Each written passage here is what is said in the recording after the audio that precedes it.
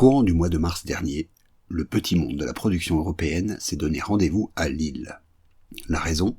La première édition post-Covid du festival Série Mania, qui accueillait les grands streamers américains, Netflix, Amazon Studios et surtout HBO, qui venait exposer sa stratégie de contenu pour l'extension en Europe de son service HBO Max. On le sait, HBO est résolument positionné série de qualité, ou série d'auteur si on préfère. Et du coup, le studio attire toutes les convoitises européennes. Et ça n'a pas manqué, la file à l'entrée de leur keynote était dantesque. Pourtant, rien de vraiment étonnant dans le discours des responsables européens de la plateforme. Ils répètent le même mantra que la concurrence. On veut du glocal. Le mot valise est d'autant plus facile à décrypter qu'il est dans la bouche de tous les acteurs majeurs. Glocal désigne un contenu à fort ancrage local, mais qui peut avoir un attrait global. Entendez, toucher tous les marchés. Je ne vais pas rentrer dans l'idéologie très soft power qui sous-tend ce genre de discours, cette volonté de voir l'American Way of Life, ou en tout cas l'American Way of Thinking, décliné dans toutes les langues. Mais ce qu'il y a lieu de remarquer, c'est que cette manière de voir la production de séries influence jusqu'aux plus petits acteurs locaux, ceux de notre petit pays. C'est que, évidemment, être un acteur local aujourd'hui, c'est être pris dans un étau. Il faut attirer le public qui fuit en masse la télé de papa, lancer de jeunes talents, puis ensuite les garder. La liste des transfuges commence à sérieusement s'allonger. La nouvelle série de Fanny Herrero, la créatrice de 10%, est sur Netflix. Celle de Simon Astier, après HeroCorp pour M6, est chez Warner, et donc HBO. Grant, de Adil El Arbi et Bilal Fallah, est racheté par Netflix aussi. Pour ne parler que des exemples les plus proches. Et tout ça, c'est sans compter évidemment que les services de streaming sont le client international numéro 1 pour les productions locales, ce qui équivaut à un sérieux pied dans la porte des marchés locaux. Quelles solutions s'offrent à nos acteurs nationaux, qu'ils soient privés ou publics ? Elles sont de deux ordres. 1. Rentrer de plein pied dans la guerre des contenus, en sachant de plus que cette guerre est presque perdue d'avance, ou en tout cas qu'elle sera un éternel recommencement.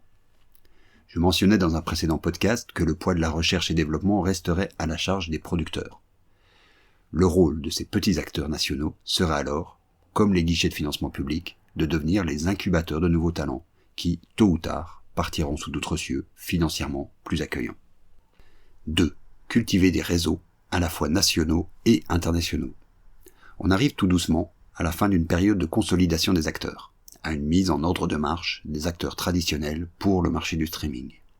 La Flandre a ouvert la voie avec d'un côté VRT Nu pour le secteur public et Streams du côté du privé. Et dans une moindre mesure, GoPlay. Du côté francophone, cette structuration est plus pénible. Il y a bien sûr Ovio pour la RTBF, qui a atteint son rythme de croisière, mais du côté privé, ça patine. Nul doute que le rachat du groupe RTL par Rossel et DMG, qui est déjà derrière la création de Streams, va accélérer le mouvement.